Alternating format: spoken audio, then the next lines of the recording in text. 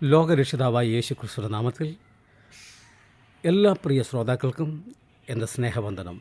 വേറിട്ട ചിന്തകളുടെ 104-ാമത്തെ ഈ എപ്പിസോഡിലേക്ക് പ്രിയ ശ്രോതാക്കളെ ഞാൻ സ്നേഹത്തോടെ സ്വാഗതം ചെയ്യുന്നു.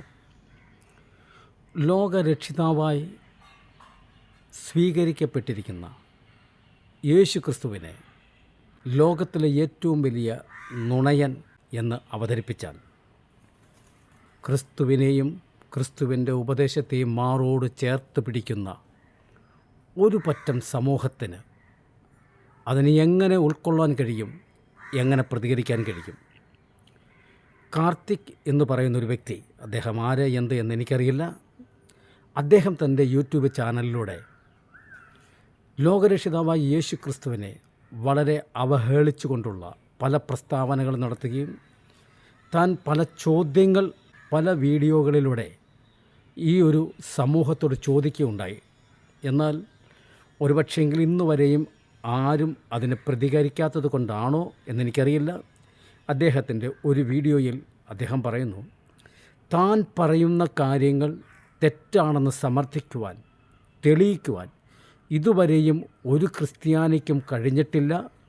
എന്നാൽ താൻ വളരെ വെല്ലുവിളിയോടുകൂടി താൻ പറയുന്നു, ആർക്കും അതിനും സാധിക്കത്തില്ല എന്ന്.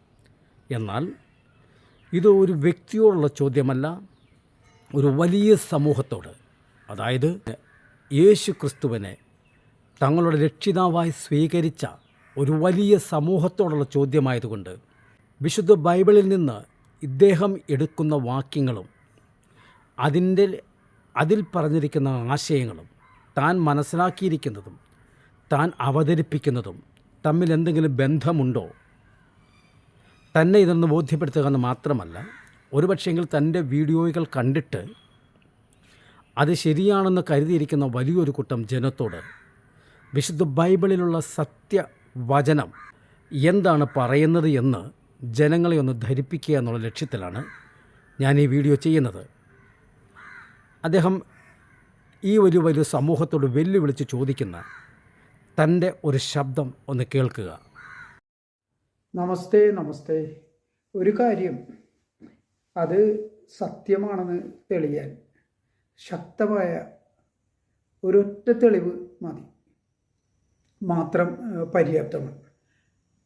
പക്ഷേ ഞാനിവിടെ നിന്നുകൊണ്ട് യേശു കള്ളനാണ്, നുണയനാണ് എന്നതിന് ഒത്തിരി തെളിവ്, നൂറുകണക്കിന് തെളിവ് ഞാൻ തന്നു കഴിഞ്ഞു.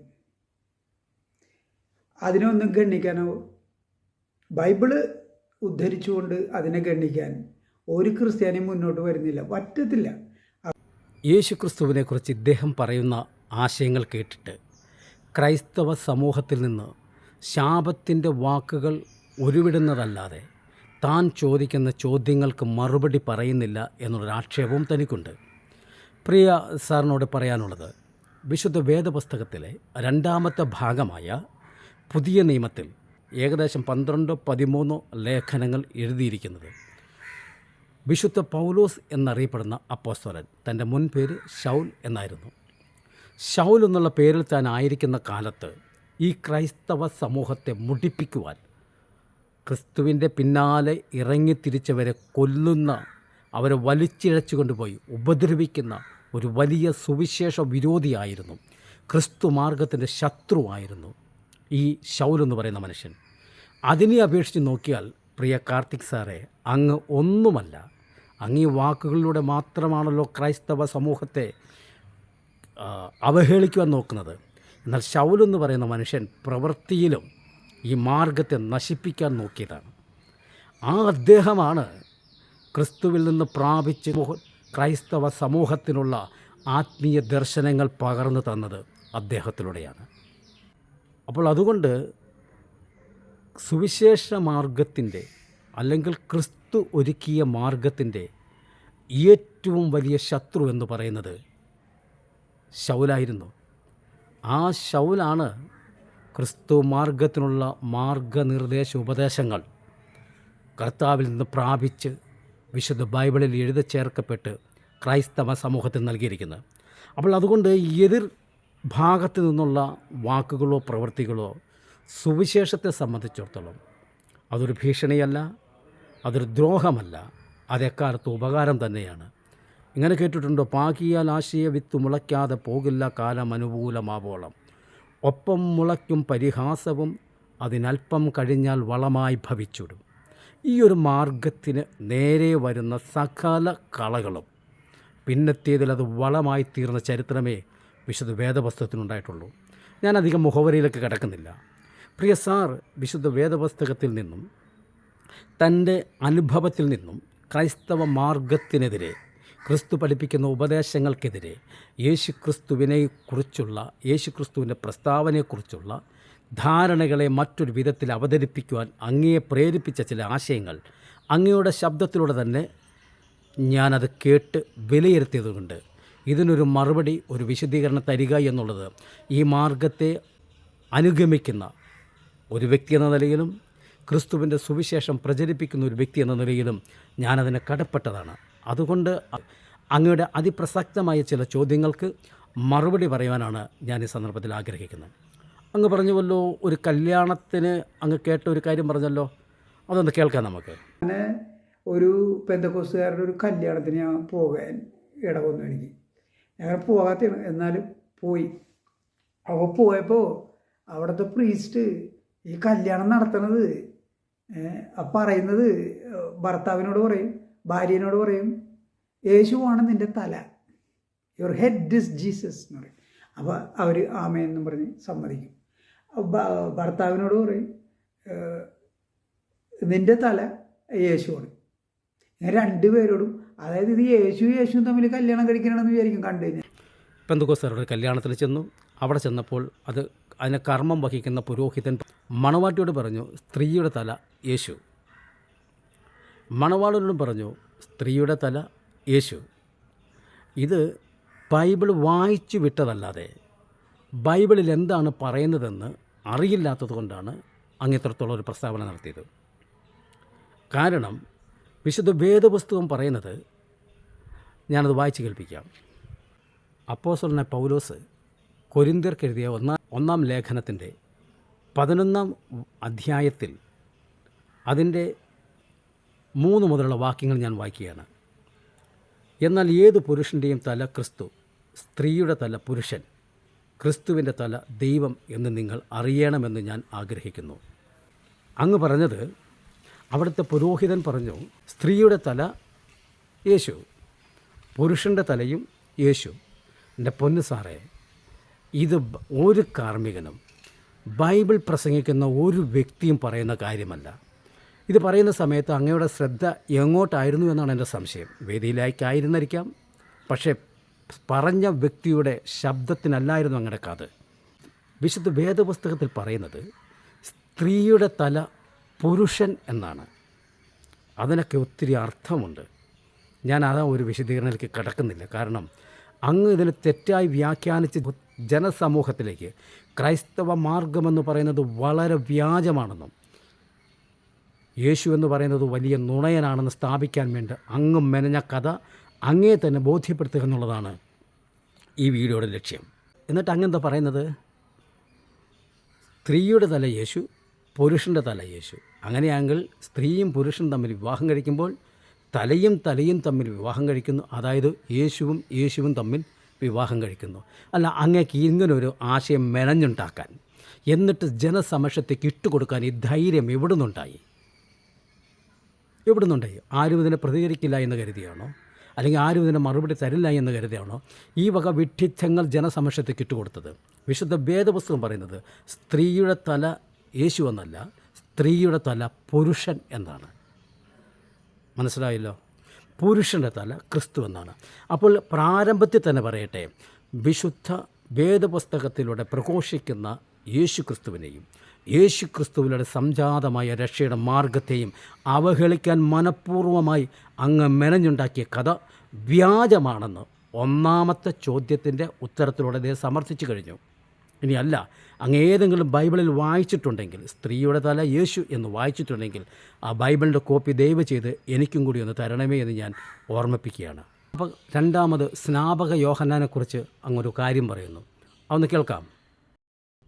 അതായത് യേശുവിൻ്റെ അമ്മയും യോഹന്നാൻ്റെ അമ്മയും 2 സ്ത്രീകൾ. പക്ഷേ അപ്പൻ ഒരാളാണെന്ന്. രണ്ട് യോഹന്നാന്മാരുണ്ട്. ഒരാൾ യേശുവിൻ്റെ ശിഷ്യനായ യോഹന്നാൻ, മറ്റേ ആൾ സ്നാപക യോഹന്നാൻ, അതായത് എലിസബത്തിൻ്റെ മകൻ. എലിസബത്തും സക്കറിയുടെ മകനെന്ന് ഞാൻ പറയത്തില്ല, യേശുവിൻ്റെ ഹാഫ് ബ്രദർ എന്ന് വേണമെങ്കിൽ പറയാം. രണ്ട് അമ്മമാർ, അപ്പൻ ഒരാൾ തന്നെ. അതായത് യേശുവിൻ്റെ അമ്മയും യോഹന്നാൻ്റെ അമ്മയും രണ്ട് സ്ത്രീകൾ, പക്ഷേ അപ്പൻ ഒരാളാണെന്ന്.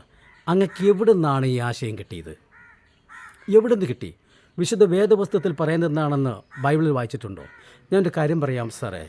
ഒരു കാര്യത്തെ വിമർശിക്കുവാൻ ഇറങ്ങുമ്പോൾ അതെന്താണെന്ന് വ്യക്തമായി മനസ്സിലാക്കിയിട്ട് വിമർശിക്കണം. ഇല്ലായെങ്കിൽ ജനസമൂഹത്തിൽ നമ്മൾ വെറും വിഡ്ഢിയായി മാറും. ജനങ്ങളിത് ചോദിക്കും. ഇതൊക്കെ തെളിവുകളോടുകൂടി ഉള്ള കാര്യമാണ്. വിശുദ്ധ വേദപുസ്തകം എന്താണ് പറയുന്നതെന്നും അങ്ങ് എന്താണെന്ന് പറയുന്നതെന്നും വളരെ വ്യക്തമായ തെളിവുകളുള്ളപ്പോൾ സാധാരണക്കാരനായ ജനത്തിൻ്റെ മുൻപിൽ പോലും നമ്മൾ വിഡ്ഢികളായി മാറുന്ന നിമിഷമാണെന്നുള്ള കാര്യം മറക്കരുത്. അതെന്താണെന്ന് ഞാൻ വായിച്ചു കേൾപ്പിക്കാം. വിശുദ്ധ ലൂക്കോസ് എഴുതിയ സുവിശേഷം അതിൻ്റെ 1-ാം അധ്യായം 13-ാമത്തെ വാക്യത്തിൽ ദൂതൻ അവനോട്, അതായത് യോഹന്നാൻ്റെ പിതാവായ സെഖര്യാവിനോട് പറഞ്ഞത്, സെഖര്യാവേ ഭയപ്പെടേണ്ട, നിൻ്റെ പ്രാർത്ഥനയ്ക്ക് ഉത്തരമായി നിൻ്റെ ഭാര്യ എലിസബത്ത് നിനക്ക് ഒരു മകനെ പ്രസവിക്കും. അങ്ങ് പറഞ്ഞതെന്താ? യോഹന്നാനെ പ്രസവിച്ച കിളവിയായ എലിസബത്ത് പരിശുദ്ധാത്മാവിനാൽ ഗർഭം ധരിച്ചു. ഇതും സക്കറിയുടെ മകനെന്ന് ഞാൻ പറയത്തില്ല, യേശുവിൻ്റെ ഹാഫ് ബ്രദർ എന്ന് വേണമെങ്കിൽ പറയാം. രണ്ട് അമ്മമാർ, അപ്പൻ ഒരാൾ തന്നെ. ഈ ഹോളി ഗോസ്റ്റ് എന്ന് പറയുന്ന സംഭവമാണ് ഈ രണ്ടിൻ്റെയും പിതാവ്. വിശുദ്ധ ലൂക്കോസ് എഴുതിയ സുവിശേഷം അതിൻ്റെ 1-ാം അധ്യായം 13-ാമത്തെ വാക്യത്തിൽ ദൂതൻ അവനോട്, അതായത് യോഹന്നാൻ്റെ പിതാവായ സെഖര്യാവിനോട് പറഞ്ഞത്, സെഖര്യാവേ ഭയപ്പെടേണ്ട, നിൻ്റെ പ്രാർത്ഥനയ്ക്ക് ഉത്തരമായി നിൻ്റെ ഭാര്യ എലിസബത്ത് നിനക്ക് ഒരു മകനെ പ്രസവിക്കും. അങ്ങ് പറഞ്ഞതെന്താ? യോഹന്നാനെ പ്രസവിച്ച കിളവിയായ എലിസബത്ത് പരിശുദ്ധാത്മാവിനാൽ ഗർഭം ധരിച്ചു. ഇതെവിടെയെന്നാണ് അങ്ങക്ക് അറിവ് കിട്ടിയത്? വിശുദ്ധ വേദപുസ്തകത്തിൽ നിന്നാണെങ്കിൽ ദയവ് ചെയ്ത് ആ വേദപുസ്തകത്തിൻ്റെ ഒരു കോപ്പി തന്ന് സഹായിച്ചാലും. വിശുദ്ധ വേദപുസ്തകത്തിൽ വായിക്കുന്നത് എന്താണെന്ന് കേട്ടല്ലോ. സെഖര്യാവിനോട് ദൂതൻ പറയുകയാണ്, നിൻ്റെ പ്രാർത്ഥനയ്ക്ക് മറുപടിയെ. തൻ്റെ പ്രാർത്ഥന എന്തായിരുന്നു? എനിക്കൊരു മകനെ വേണം, ഒരു തലമുറയെ വേണം. അതിന് പരിഹാരമായി മറുപടിയുമായി വന്ന ദൂതൻ പറയുന്നത് എന്താ? എലിസബത്ത്, നിൻ്റെ ഭാര്യ എലിസബത്ത് നിനക്കൊരു മകനെ പ്രസവിക്കും. ആ പദപ്രയോഗത്തിൻ്റെ അർത്ഥം എന്താണ് സാർ? അങ്ങേക്ക് മലയാളം ഭാഷയൊക്കെ നന്നായിട്ട് അറിയാവുന്ന ആളാണല്ലോ. നിനക്ക് ഒരു മകനെ പ്രസവിക്കും. അതിൻ്റെ അർത്ഥം എന്താണ്? പരിശുദ്ധാത്മാവിനാൽ ഗർഭിണിയായെന്നാണോ? എന്താ മറിയെക്കുറിച്ച് പറയുന്നത്? അങ്ങനെയല്ലല്ലോ. അത്യുന്നതിൻ്റെ ശക്തി നിൻ്റെ മേൽ നിഴലിടും. അങ്ങനെ പരിശുദ്ധാത്മാവിനാൽ അവൾ ഗർഭം ധരിക്കും. അത് വളരെ വ്യക്തമായി പറയുന്നുണ്ടല്ലോ. പിന്നെ യോഹന്നാൻ്റെ പിതാവും പരിശുദ്ധാത്മാവാണെന്ന് അങ്ങേക്ക് അറിവ് എവിടെ നിന്ന് കിട്ടി?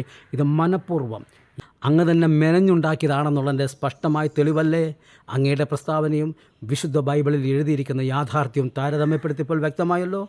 അടുത്തൊരു കാര്യം അങ്ങ് പറയുന്നത്, സത്യമെന്ന് പറയുന്നത് നാം കണ്ടെത്തുന്നതാണ്, നാം ഡിസ്കവർ ചെയ്യുന്നതാണ്.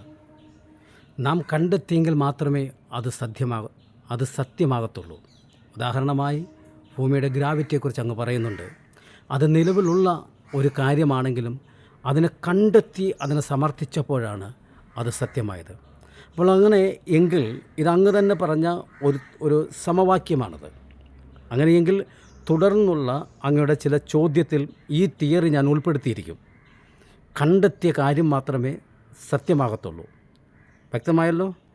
ഈ ഒരു സമവാക്യം കൂട്ടിച്ചേർത്തായിരിക്കും അടുത്ത ചിന്തകൾ കടന്നു പോകുന്നത്. അതായത് സത്യം എന്ന് പറഞ്ഞാൽ നമ്മൾ ശരിക്കും അന്വേഷിച്ച് കണ്ടെത്തുന്നതാണ് സത്യം. സത്യം എപ്പോഴും ഡിസ്കവർ ചെയ്യുന്നതാണ് സത്യം. ഇപ്പോൾ ഭൂഗുരുത്വ ആകർഷണ എന്ന് പറയുന്നുണ്ടല്ലോ, അതായത് ഗ്രാവിറ്റി എന്ന് പറയുന്നത് അത് ഡിസ്കവർ ചെയ്യല്ലേ ഉണ്ടായത്. അതിവിടെ ഉണ്ട്, ഗ്രാവിറ്റി ഉണ്ട്, ആകർഷണ ഫലമുണ്ട്. പക്ഷേ ആർക്കും അത് അറിയാൻ പാടില്ല. ന്യൂട്ടൺ എന്ന് പറയുന്ന ഒരു മനുഷ്യൻ അത് കണ്ടെത്തുകയാണ് ചെയ്യുന്നത്. അപ്പോൾ നമ്മുടെ കണ്ണിനാൽ കാണുന്നത് മാത്രമേ സത്യമായിട്ടുള്ളൂ. ഞാനൊരു ചെറിയൊരു സംശയം ചോദിക്കട്ടെ സാർ? ഞാനൊരു പാട്ടിൽ ഇങ്ങനെ കേട്ടിട്ടുണ്ട്, പാലാഴി കടഞ്ഞെടുത്ത അമൃതാണ് ഞാൻ. ഇത് പാലാഴി എന്ന് പറയുന്ന പാലൊഴുകുന്ന ഒരു സമുദ്രം എവിടെയാണ് സാർ ഉള്ളത്? അത് ആര് ഡിസ്കവർ ചെയ്തിട്ടാണ് ഈ ഒരു പാട്ട് ഇങ്ങനെ ഉണ്ടായതും ഈ ഒരു ആശയമുണ്ടായതും? ഡിസ്കവർ ചെയ്തിട്ടാണോ? ഉണ്ടെങ്കിൽ അതിൽ നിന്ന് ഇന്നത്തെ ജനങ്ങളും അത് കാണണമല്ലോ. അപ്പോൾ സാർ ആദ്യം ഒരു കാര്യം മനസ്സിലാക്കുക, വിശ്വാസം എന്ന് പറഞ്ഞാൽ എന്താണ്? വിശുദ്ധ വേദപുസ്തകത്തിൽ വിശ്വാസം എന്നുള്ളതിന് വളരെ വ്യക്തമായ ഒരു ഡെഫിനിഷൻ തരുന്നുണ്ട്. വിശ്വാസം എന്ന് പറഞ്ഞാൽ ആശിക്കുന്നതിൻ്റെ ഉറപ്പും കാണാത്ത കാര്യത്തിൻ്റെ നിശ്ചയവുമാണ്. കാണാത്ത കാര്യത്തിൻ്റെ നിശ്ചയമാണ്. ഉദാഹരണം, എൻ്റെ പിന്നിൽ നിന്നൊരു വ്യക്തി എൻ്റെ 2 കണ്ണും മൂടിക്കെട്ടി, എന്നിട്ട് എന്നോട് പറയുകയാണ്, എൻ്റെ മുന്നിൽ നിന്ന് ഒരു മയിൽ ആടുന്നുണ്ട്, ഞാൻ കാണുന്നില്ല. ഒരു പക്ഷേങ്കിൽ എന്നോട് വ്യാജം പറയില്ലാത്ത ഒരാളാണ് പറയുന്നതെങ്കിൽ ഞാനതുകൊണ്ട് വിശ്വസിക്കും. മനസ്സിലായല്ലോ? കാരണം ഞാനതിനെ കാണുന്നില്ല. എന്നോട് ഒരു തെറ്റും എൻ്റെ അടുക്കൽ ഒരു നുണയും പറയില്ല എനിക്ക് 100% ഉറപ്പുള്ളൊരു വ്യക്തിയാണ് എൻ്റെ പിന്നിൽ നിന്ന് എൻ്റെ കണ്ണ് പൊത്തിപ്പിടിച്ചിട്ട് പറഞ്ഞത് എൻ്റെ മുന്നിൽ നിന്നൊരു മയിൽ പീലി വിടർത്തി ആടുന്നുവെന്ന്. എന്നാൽ മൂടി വെച്ചിരിക്കുന്ന കൈ അങ്ങോട്ട് മാറ്റി ഞാനതിനെ കണ്ടു കഴിയുമ്പോൾ എൻ്റെ മുമ്പിൽ ഒരു മയിൽ ഉണ്ടെങ്കിൽ ഞാനത് പിന്നെ വിശ്വസിക്കുകയല്ല ചെയ്യുന്നത്, ഞാനതിനെ അംഗീകരിക്കുകയോ ചെയ്യുന്നത്. അവൻ പറഞ്ഞത് സത്യം തന്നെ. മയിലില്ലെങ്കിൽ ഞാനതിനെ നിഷേധിക്കുകയോ ചെയ്യുന്നത്. അവൻ പറഞ്ഞത് വ്യാജമാണ്. അപ്പോൾ എൻ്റെ കണ്ണുകൊണ്ട് കാണുന്നത് വരെ ഞാനതിനെ വിശ്വസിച്ചു, കണ്ടു കഴിഞ്ഞപ്പോൾ ഞാനതിനെ അംഗീകരിച്ചു. ഇതാണ് സാർ വിശ്വാസമെന്ന് പറഞ്ഞാൽ ഒരു സ്പഷ്ടമായ ഒരു ഡെഫിനിഷൻ തരാൻ കഴിയുന്നത്. അപ്പോൾ ഇവിടെ ക്രിസ്തു മാർഗത്തിൽ പ്രവേശിച്ചവരെ വിശ്വാസികളെന്ന് പറയാൻ കാരണം അവർ ആശിക്കുന്നൊരു കാര്യത്തെക്കുറിച്ച് അവർക്ക് വലിയ ഉറപ്പുണ്ട്. 2, കാണാത്ത കാര്യത്തെക്കുറിച്ച് വലിയ നിശ്ചയമുണ്ട്. അതാണ് വിശ്വാസം. തുടർന്നുള്ള അങ്ങോട്ട് ചില പ്രസ്താവനകളെ വിശുദ്ധ വേദപുസ്തകത്തിലൂടെ തന്നെ നമ്മൾ വിലയിരുത്താൻ പോവുകയാണ്. യേശു ഒരിക്കൽ പറഞ്ഞു, ഞാൻ തന്നെ വഴിയും സത്യവും ജീവനുമാകുന്നു. അത് ശരി തന്നെയാണ്. ആ പ്രസ്താവനയെക്കുറിച്ച് അങ്ങ് പറയുന്ന വാക്കുകൾ എന്നൊന്ന് കേൾക്കട്ടെ. നോക്കൂ, യോഹന്നാൻ്റെ പുസ്തകം 14-ാം അധ്യായം 6-ാം വാക്യത്തിൽ യേശു പറയണേ, അത് ക്രിസ്ത്യാനികൾ എല്ലായിടത്തും എഴുതി വെക്കണ ഒരു വാചകം യേശുവിനെ കുറിച്ച്. യേശു പറയുന്നു, ഞാനാകുന്നു വഴിയും സത്യവും ജീവനും. I am the way, the truth and the life. യേശു പറഞ്ഞ ഞാനാകുന്നു വഴിയും സത്യവും ജീവനും. ഈ ജീവനും എന്ന് പറഞ്ഞ ആളാണ് കുരിശി കിടന്നുകൊണ്ട് എൻ്റെ പിതാവേ എങ്കിലും നീ എന്നെ ഉപേക്ഷിച്ച് കളഞ്ഞല്ലോ എന്ന് മരണസമയത്ത് പറഞ്ഞ ആളാണ് ഞാനാണ് ജീവൻ എന്ന് പറഞ്ഞത്. എന്തൊരു കോമഡിയാണെന്ന് അറിയിക്കണേ. മരിക്കണതിന് തൊട്ട് മുമ്പ് ഒരു തോട്ടമുണ്ടല്ലോ, ഗെത്സമനി എന്ന് പറഞ്ഞൊരു തോട്ടമുണ്ട്. അവിടെ യേശു പ്രാർത്ഥിക്കുന്നത്, പിതാവേ കഴിയുമെങ്കിൽ ഈ പാനപാത്രം എന്നെ ഇന്ന് അകറ്റണേ, എന്നെ കൊല്ലരുതേ എന്നാണ് പ്രാർത്ഥിക്കുന്നത്. ഈ ആളാണ് ഞാനാകുന്നു ജീവൻ, ഐ ആം ദ ലൈഫ് എന്ന് പറയണത്. എന്തൊരു കോമഡിയാണെന്ന് ആലോചിക്കണേ. ഞാൻ തന്നെ വഴിയും സത്യവും ജീവനുമാകുന്നു എന്ന് പറഞ്ഞവൻ ഇപ്പോൾ ബെഥേസ്ദ തോട്ടത്തിൽ കിടന്ന് അയ്യോ എന്നെ കൊല്ലരുതേ, കഴിയുമെങ്കിൽ പാനപാത്രം ഒന്ന് മാറ്റണമേ എന്ന് നിലവിളിക്കുന്നു. ഇതാണോ ജീവനായി വന്നവൻ? സാറേ, അതിൻ്റെ അർത്ഥം വളരെ വ്യക്തമായി ഒന്ന് മനസ്സിലാക്കണം. യേശു വന്നത് തന്നെ എന്തിനാണെന്ന് യേശുവിനറിയാം. വിശുദ്ധ വേദപുസ്തകം പഠിക്കുമ്പോൾ ദൈവത്തോട് സമത്വമുണ്ടായിരുന്നവൻ മനുഷ്യവേഷത്തിൽ ഭൂമിയിലേക്ക് വന്നത്, അത് ഫിലിപ്പിയർക്ക് എഴുതിയ ലേഖനം 2-ാം അധ്യായത്തിൻ്റെ 6 മുതലുള്ള വാക്യങ്ങൾ പറയുന്നതാണ്. എന്നാൽ എബ്രായർക്ക് എഴുതിയ ലേഖനം 2-ാം അധ്യായത്തിലേക്ക് വരുമ്പോൾ എനിക്കായി ഒരു ശരീരം ഒരുക്കിയിരിക്കുന്നു. മനസ്സിലാക്കണം, എനിക്കായി ഒരുക്കിയ ശരീരമാണ് ഇവിടെ ഭൂമിയിൽ മനുഷ്യനായി വന്ന ശരീരം. അപ്പോൾ എനിക്ക് എന്ന് പറയണമെങ്കിൽ ഒരു വ്യക്തിത്വം ഉണ്ടായിരിക്കണമല്ലോ. അതിനെക്കുറിച്ച് ഫിലിപ്പിയർ 2-6 മുതലുള്ള വാക്യത്തിൽ വ്യക്തമാണ്. അതെന്തിനാണ് വന്നതെന്ന് യേശുവിന് വളരെ വ്യക്തമായി അറിയാം. ക്രൂശിൽ യാഗമായി തീരുവാൻ വേണ്ടി തന്നെ വന്നതാണ്.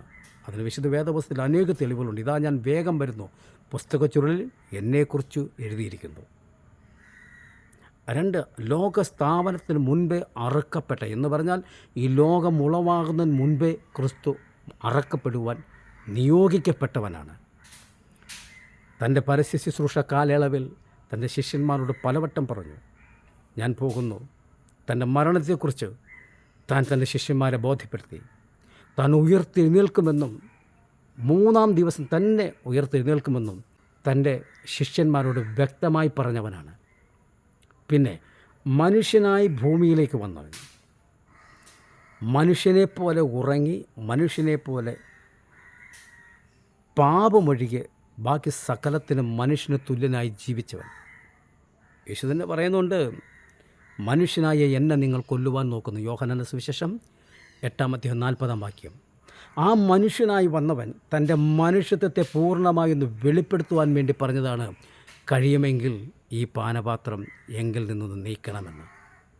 അത് പറഞ്ഞില്ല എങ്കിൽ അവൻ യേശുവിൻ്റെ മനുഷ്യത്വത്തിൻ്റെ പൂർണ്ണത അവിടെ വ്യക്തമാകത്തില്ല. എന്നാൽ ജീവിച്ചിരിക്കുമ്പോൾ തന്നെ തൻ്റെ മരണത്തെക്കുറിച്ചും പുനരുത്ഥാനത്തെക്കുറിച്ചും വ്യക്തമായി പറഞ്ഞവൻ ഈ ആശയം കൊണ്ട് കൂട്ടിച്ചേർത്തെ, സാറേ എന്താ അവിടെ സംഭവിച്ചത്?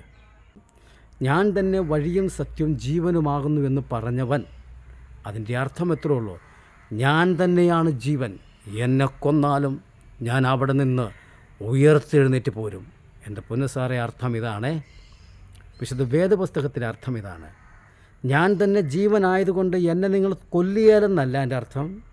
ഞാൻ തന്നെ ജീവനായതുകൊണ്ട് നിങ്ങൾ എന്നെ കൊന്നാലും ഞാൻ ഉയർത്തെഴുന്നേൽക്കുമെന്ന്. ആശയം മനസ്സിലായോ സാർ?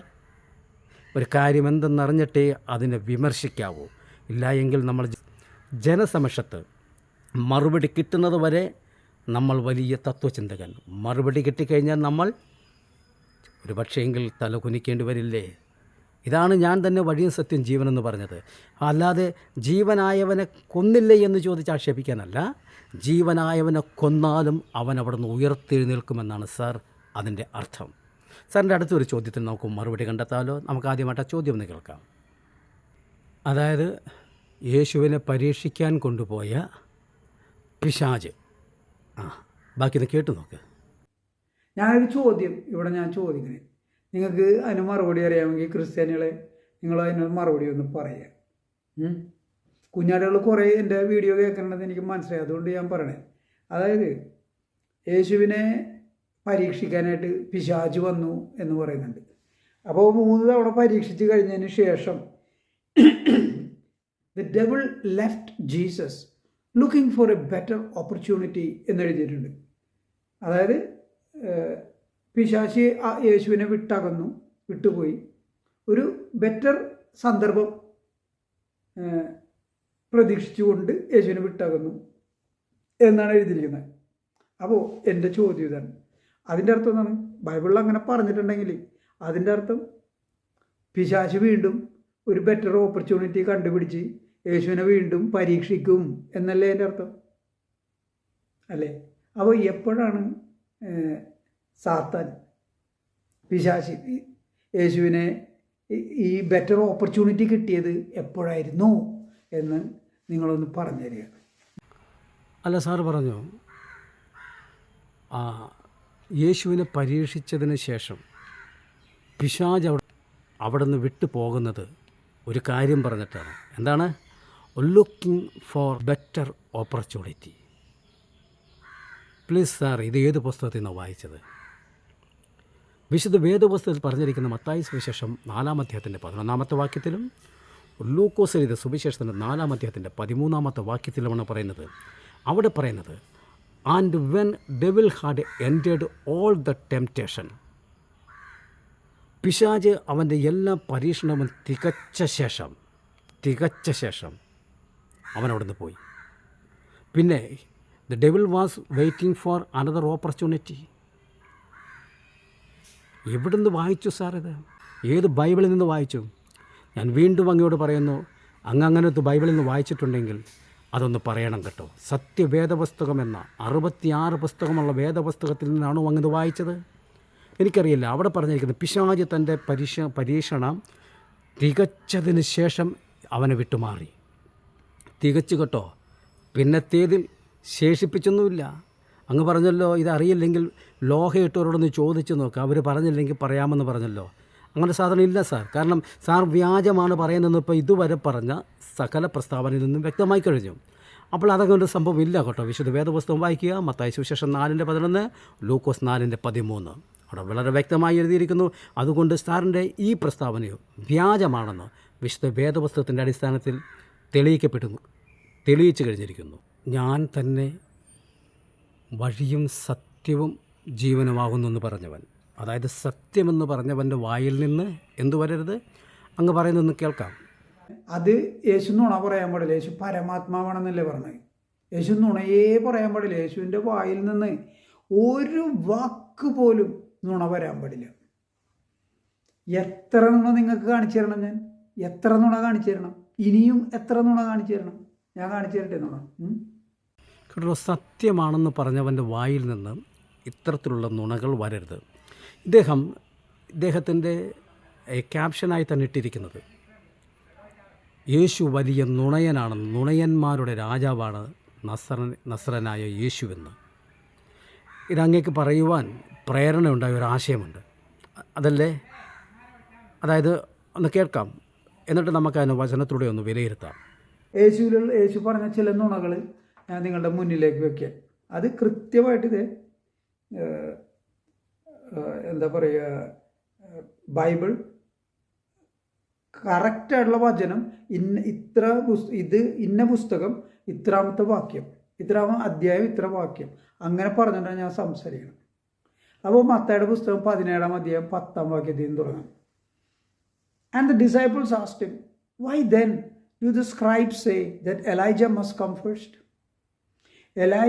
ഏലിയ പ്രവാചകൻ ആദ്യം വരണമെന്ന് നിയമജ്ഞർ പറയുന്നത്, സ്ക്രൈബ്സ് എന്ന് പറഞ്ഞത്, അതായത് പഴയ നിയമത്തിനെ കുറിച്ച് വിവരമുള്ള യഹൂദർ, റബ്ബി എന്നൊക്കെ പറയില്ലേ, ആ ആൾക്കാർ, അതായത് ടീച്ചേഴ്സ്, അവർ എന്തുകൊണ്ടാണ് ഏലിയ പ്രവാചകൻ ആദ്യം വരണമെന്ന് പറയുന്നത്? അല്ലെങ്കിൽ ഏലിയ എന്ന് പറയുന്ന മനുഷ്യൻ മരിക്കുന്നില്ല, അപ്പോൾ അതുകൊണ്ടായിരിക്കാം അയാൾ വീണ്ടും വരണം, അയാൾ വന്നാൽ മാത്രമേ പ്രവാചകൻ വരുള്ളൂ എന്ന് പറയുന്നത്. യേശു പറയുന്നതാണ് ഏലിയയെക്കുറിച്ച്. അത് നിങ്ങൾ കേൾക്കുക. മത്തായിയുടെ പുസ്തകം 11-ാം അധ്യായം 14-ാം വാക്യം. അവിടെ യേശു പറയുന്നു, and if you are willing to accept it, he is Elijah who is to come. ആര്? യോഹന്നാനെ കുറിച്ചാണ് ഇവിടെ പറയുന്നത്. മത്തായിയുടെ പുസ്തകം 11-ാം അധ്യായം 13-ഉം 12-ഉം വാക്യങ്ങളൊക്കെ യോഹന്നാനെ കുറിച്ചാണ് പറയുന്നത്. അവിടെ നിങ്ങൾക്ക് കാണാവുന്നതാണ്. അവിടെ പറയുന്നത്, യേശു പറയുന്നത്, നിങ്ങളത് അംഗീകരിക്കാൻ നിങ്ങൾക്ക് മനസ്സുണ്ടെങ്കിൽ ഞാൻ പറയുന്നു, വരാനിരിക്കുന്ന ഏലിയ യോഹന്നാനാണ് എന്നാണ് ഇവിടെ പറയുന്നത്. അപ്പോൾ യേശു നുണയന്മാരുടെ രാജാവാണെന്ന് ഇദ്ദേഹം പറയുവാനുള്ള നിമിത്തം ബൈബിളിൽ നിന്ന് ചില ആശയങ്ങൾ താൻ കേട്ടിട്ടാണ്. ഇദ്ദേഹം പറയുന്ന വാക്യം തന്നെ ഞാനൊന്ന് വായിച്ച് കേൾപ്പിക്കാം. മത്തായി സുവിശേഷം 17-ാം അധ്യായത്തിൻ്റെ 10-ാം വാക്യം. എന്നാൽ ഏലിയാവ് മുൻപേ വരേണ്ടത് എന്ന് ശാസ്ത്രിമാർ പറയുന്നത് എന്ത് എന്ന് ചോദിച്ചു. യേശു വരുന്നതിന് മുൻപ് ഏലിയാവ് വരുമെന്ന് ശാസ്ത്രിമാർ പറഞ്ഞിട്ടുണ്ട്. എന്നിട്ട് താനോട് പറയുന്നത്, ഇതിൻ്റെ അടിസ്ഥാനത്തിൽ യേശു ശിഷ്യന്മാരെ പറഞ്ഞ് ധരിപ്പിക്കുന്നത് മത്തായി സുവിശേഷം 11-ാം അധ്യായം 13 മുതലുള്ള വാക്യങ്ങളിൽ പറയുന്ന കാര്യമാണ്. സകല പ്രവാചകന്മാരും ന്യായപ്രമാണവും യോഹന്നാൻ വരെ പ്രവചിച്ചു. നിങ്ങൾക്ക് പരിഗ്രഹിപ്പാൻ മനസ്സുണ്ടെങ്കിൽ വരുവാനുള്ള ഏലിയാവ് അവൻ തന്നെ. ശ്രദ്ധിച്ചല്ലോ, ശിഷ്യന്മാർ പറയുകയാണ്, ഏലിയാവ് മുൻപേ വരണമെന്ന് ശാസ്ത്രിമാർ പറയുന്നു. ഓക്കെ, അപ്പോൾ ശിഷ്യന്മാർക്ക് അതിനെക്കുറിച്ചൊരു ധാരണയുണ്ട്. യേശു വരുന്നതിന് മുമ്പ് ആര് വരണം? ഏലിയാവ് വരണം. യേശു എന്നിട്ട് ശിഷ്യന്മാരോട് പറയുക, നിങ്ങൾക്ക് പരിഗ്രഹിപ്പാൻ മനസ്സുണ്ടെങ്കിൽ, നിങ്ങൾക്കത് ഗ്രഹിക്കുവാൻ മനസ്സുണ്ടെങ്കിൽ വരുവാനുള്ള ഏലിയാവ് ഇവൻ തന്നെ. ആര്? യോഹന്നാൻ തന്നെ. അപ്പോൾ അദ്ദേഹം പറഞ്ഞത് കേട്ടല്ലോ, യോഹന്നാനെ ചൂണ്ടിക്കാണിച്ചിട്ട് ശിഷ്യന്മാരോട് പറയുകയാണ്, വരുവാനുള്ള ഏലിയാവ് ഇവനാണെന്ന്. ശരിയല്ലേ? ഇത്രയ്ക്കും വലിയ കള്ളം പറഞ്ഞവൻ ഞാൻ തന്നെ സത്യമെന്ന് പറയുന്നു എന്ന് പറയുമ്പോൾ ഇദ്ദേഹത്തിൻ്റെ ചിന്തയിൽ, അതായത് ഈ കാർത്തിക് എന്ന് പറയുന്ന ഈ ഇദ്ദേഹം കൊണ്ടുവന്ന ആ ന്യായവാദമുണ്ടല്ലോ, ഏത് ശിഷ്യന്മാർക്ക് വളരെ വ്യക്തമായിട്ട് അറിയാം യേശു വരുന്നതിന് മുൻപ് ഏലിയാവ് വരണമെന്ന്. എന്നിട്ട് ഇവരോട് പറയുക, ഏലിയാവ് മുമ്പേ വന്നു കഴിഞ്ഞു. ആരെ? യോഹന്നാനെ ചൂണ്ടിക്കാണിച്ചിട്ട്. ശരിയല്ലേ? യോഹന്നാനെ ചൂണ്ടിക്കാണിച്ചിട്ട് ഏലിയാവാണെന്നും പറഞ്ഞ് പറ്റിച്ച, തൻ്റെ ശിഷ്യന്മാരെ പറ്റിച്ച, അതല്ലേ അങ്ങേക്ക് വന്ന ചിന്ത. എൻ്റെ പൊന്നു സാർ, അവിടെ കാര്യം പറയുന്നത് ശ്രദ്ധിച്ചോ. നിങ്ങൾക്ക് പരിഗ്രഹിപ്പാൻ മനസ്സുണ്ടെങ്കിൽ, ഞാൻ പറയുന്നത് ഗ്രഹിപ്പാൻ നിങ്ങൾക്ക് മനസ്സുണ്ടെങ്കിൽ വരുവാനുള്ളവൻ ഇവൻ തന്നെ. അതിൻ്റെ കാരണം എന്തെന്നറിയാവോ? വായിച്ച് കേൾപ്പിക്കാം. ലൂക്കോസിൻ്റെ സുവിശേഷത്തിൽ ഈ ദൂതൻ വന്ന് സെഖര്യാവിനോട്, നിനക്ക് നിൻ്റെ ഭാര്യ ഒരു മകനെ പ്രസവിക്കുന്നു, പരിശുദ്ധാത്മാവിനാലല്ല, ആർക്ക്? നിനക്ക്, നിന്നാൽ അത് സംഭവിക്കുമെന്ന് പറയുന്ന കൂട്ടത്തിൽ ലൂക്കോസിൻ്റെ സുവിശേഷം 1-ാം അധ്യായത്തിൻ്റെ 17-ാമത്തെ വാക്യത്തിൽ വായിച്ച് കേൾപ്പിക്കാം. അവൻ അപ്പന്മാരുടെ ഹൃദയങ്ങളെ മക്കളിലേക്കും വഴങ്ങാത്തവരെ നീതിമാന്മാരുടെ ബോധത്തിലേക്കും തിരിച്ചുകൊണ്ട് ഒരുക്കുവാനുള്ളൊരു ജനത്തെ കർത്താവിന് വേണ്ടി ഒരുക്കുവാൻ അവനും മുൻപായി ഏലിയാവിൻ്റെ ആത്മാവോടും ശക്തിയോടും കൂടെ നടക്കും. യേശുവിന് മുൻപായി നടക്കുന്ന യോഹന്നാൻ ഏലിയാവിൻ്റെ ആത്മാവോടും ശക്തിയോടും കൂടെ, മനസ്സിലായല്ലോ? ഏലിയാവിൻ്റെ ആത്മാവോടും ശക്തിയോടും കൂടെ എന്ന് പറഞ്ഞാൽ ഏലിയാവിനുണ്ടായിരുന്ന ആ ഒരു ധൈര്യം, ആഹാബ് എന്ന് പറയുന്ന രാജാവിൻ്റെ മുഖത്ത് നോക്കി ഉള്ളത് പറയുവാനുള്ള ധൈര്യം പിന്നത്തേതിൽ കാണുന്നത് യോഹന്നാനിലാണ്. ഹെരോദാവിനെ നോക്കി, അവൻ്റെ മുഖത്ത് നോക്കി തന്നെ കാര്യം പറയുവാനുള്ള ധൈര്യം ഏലിയാവിൻ്റെ ആത്മാവ്. മനസ്സിലായോ സാർ? വിശുദ്ധ വേദപുസ്തകം നിങ്ങൾ ഏതെങ്കിലും ഒരു നോവൽ വായിക്കും പോലെ വായിച്ചാലൊന്നും കിട്ടത്തില്ല സാർ. ഈ വിശുദ്ധ വേദപുസ്തകം വായിച്ചാൽ വായിക്കുവാൻ ആഗ്രഹിക്കുന്നവൻ എന്തായിത്തീരാനാണോ ആഗ്രഹിക്കുന്നത് അത് കിട്ടും. ഞാൻ പറയാം, താങ്കൾക്ക് നിരീശ്വരവാദിയാകണോ? അവർ പിടിക്കുന്നൊരു വാക്യമുണ്ട്, 14-ാം സങ്കീർത്തനവും 53-ാം സങ്കീർത്തനവും. അതിൻ്റെ 1-ാമത്തെ വാക്യത്തിൽ പറയുന്നു, ദൈവം ഇല്ല എന്ന് മൂഢൻ തൻ്റെ ഹൃദയത്തിൽ പറയുന്നു. ആര് പറയുന്നു? മൂഢൻ. എവിടെ പറയുന്നു? ഹൃദയത്തിൽ പറയുന്നു. അർത്ഥം, അവൻ ഉച്ചത്തിൽ പറയുന്നില്ല, പുറത്തേക്ക് പറയുന്നില്ല, കാരണം അവൻ മൂഢനാണ്. വിവരമുള്ളവൻ എന്തോ പറയും? ദൈവമില്ലെന്ന് ഉച്ചത്തിൽ പറയും. അങ്ങനെ വ്യാഖ്യാനിച്ചാൽ സാർ അങ്ങക്ക് ഈ ബൈബിൾ വെച്ച് നിരീശ്വരവാദിയാകാം.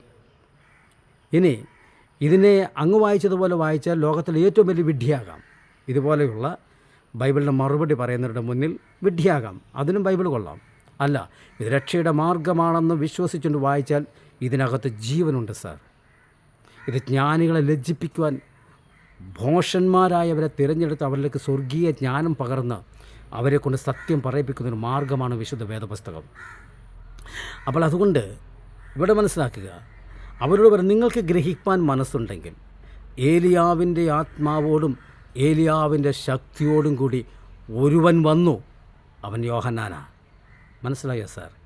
കള്ളമല്ല, വിശുദ്ധ വേദപുസ്തകത്തിലൊന്നും കള്ളമില്ല. അങ്ങയുടെ ഈ ഒരൊറ്റ വീഡിയോയിൽ തന്നെ 15 ചോദ്യങ്ങളാണ് ഞാൻ തയ്യാറാക്കി വെച്ചിരിക്കുന്നത്. ഇനി ഞാൻ 15 മറുപടി പറയണമോ? അങ്ങ് പറഞ്ഞതിൽ ഏറ്റവും അതിപ്രധാനമായൊരു വിഷയം, യോഹന്നാനെ ചൂണ്ടിക്കാണിച്ചിട്ട് ഏലിയാവാണെന്ന് പറഞ്ഞ യേശു കള്ളനല്ലാതെ പിന്നെ ആരാണ്? ഇതല്ലേ അങ്ങയുടെ വാദം? ഇതാണ് സാർ മറുപടി. ഏലിയാവിൻ്റെ ആത്മാവോടും ശക്തിയോടും കൂടി അവൻ വരുമെന്ന് ദൈവം പറഞ്ഞു. അതുകൊണ്ടാണ് പറഞ്ഞു, നിങ്ങൾക്ക് ഗ്രഹിക്കാൻ മനസ്സുണ്ടെങ്കിൽ, തിരിച്ചറിയാൻ കഴിയുമെങ്കിൽ എന്നല്ല പറഞ്ഞ, ഞാൻ ചൂണ്ടിക്കാണിച്ചു തരാം. നിങ്ങളുടെ കണ്ണിന് കാഴ്ചയുണ്ടെങ്കിൽ കാണാനല്ല പറഞ്ഞത്, നിങ്ങൾ ഗ്രഹിക്കണം. ഏലിയാവിൻ്റെ ആത്മാവോടും ഏലിയാവിൻ്റെ ശക്തിയോടും കൂടി വന്നവനെ ഏലിയാവിന് തുല്യനായി കണ്ട് പ്രസ്താവിച്ചത് അബദ്ധമല്ല സാർ, അബദ്ധമല്ല. അപ്പോൾ വിശുദ്ധ വേദപുസ്തകത്തിൻ്റെ സത്യാവസ്ഥ ഇത് തന്നെ. യഥാർത്ഥത്തിൽ 15 ചോദ്യങ്ങൾ ഞാൻ അതിൽ നിന്ന് നോട്ട് ചെയ്യുകയും ആ 15 എണ്ണത്തിൻ്റെ മറുപടിയും ഞാനിതിനകത്ത് കരുതിയിട്ടുണ്ട്, ഞാൻ തയ്യാറാക്കിയിട്ടുണ്ട്.